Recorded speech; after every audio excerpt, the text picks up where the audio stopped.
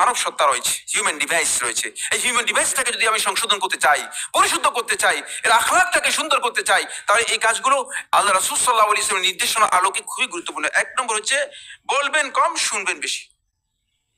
সম্ভব কিনা? এটা আমাদের অনেকের জন্য কঠিন। বলবেন কম, শুনবেন বেশি। এখনই লিখে নেন, আজকে থেকে প্র্যাকটিস করুন। তাহলে দেখবেন যে আপনার আপনি এরপরে 1 মাস পরে যদি এই প্র্যাকটিস করে আসে, আপনি দেখেন যে আপনার অবশ্যই অবস্থার পরিবর্তন হচ্ছে, অবশ্যই অবস্থার পরিবর্তন। বলবেন কম, শুনবেন বেশি। 2 নম্বর হচ্ছে কাজ করবেন বেশি, দেখবেন কম।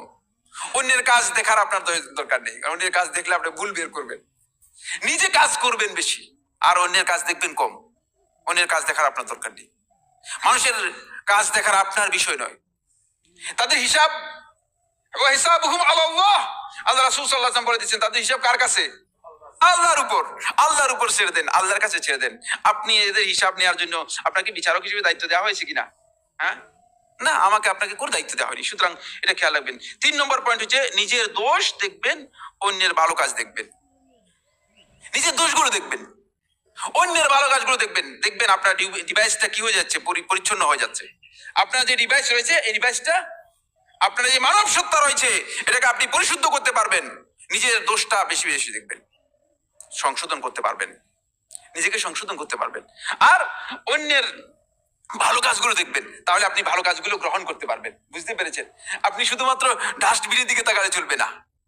শাররুল ওয়ারা মান বিআইবিন নাস মুশতাগিলা মিসলা যুবাবি ইয়াতবাউল আলালা। আরব্য কবি বলতেছেন, ওই সৃষ্টির মধ্যে ওই তো সবচেয়ে নিকৃষ্ট, যে মানুষের দোষগুলো খুঁজে খুঁজে বেড়ায়। মিসলা যুবাবি, মাছির মতো, ইয়াতবাউল আলালা, কোনখানে পচা জিনিস আছে সেখানে গিয়ে বসে।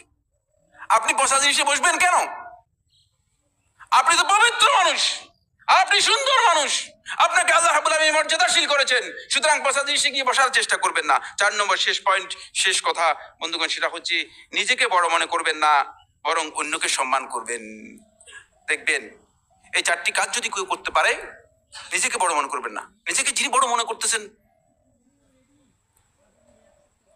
হামসুমান ডাঙ্গারি নিস্ত ফার্সিতে বলে যে আমি আর কেউ কিছু না। বুঝতে পেরেছেন? এই ধরনের ধারণা যার মধ্যে ঢুকে গিয়েছে, আমি নিশ্চিত বলে দিচ্ছি, সে এই ডিভাইসকে কি করতে পারবে না, সংশোধন করতে পারবে না। এজন্য নিজেকে বড় মনে করবেন না, সম্মান করবেন অন্যদেরকে। অন্যদেরকে সম্মান করা এটা রাসূলুল্লাহ সাল্লাল্লাহু আলাইহি ওয়াসাল্লাম সুন্নাহ। সুবহানাল্লাহ। আল্লাহ নবী সাল্লাল্লাহু আলাইহি ওয়াসাল্লাম বাচ্চাদেরকে সালাম দিতেন। হাযা আকুলু কাওলি হাযা লি ওয়া লাকুম ফাস্তাগফিরু লি ওয়া লাকুম ফাস্তাগফিরুহু ইন্নাহু হুয়াল গফুরুর রাহিম।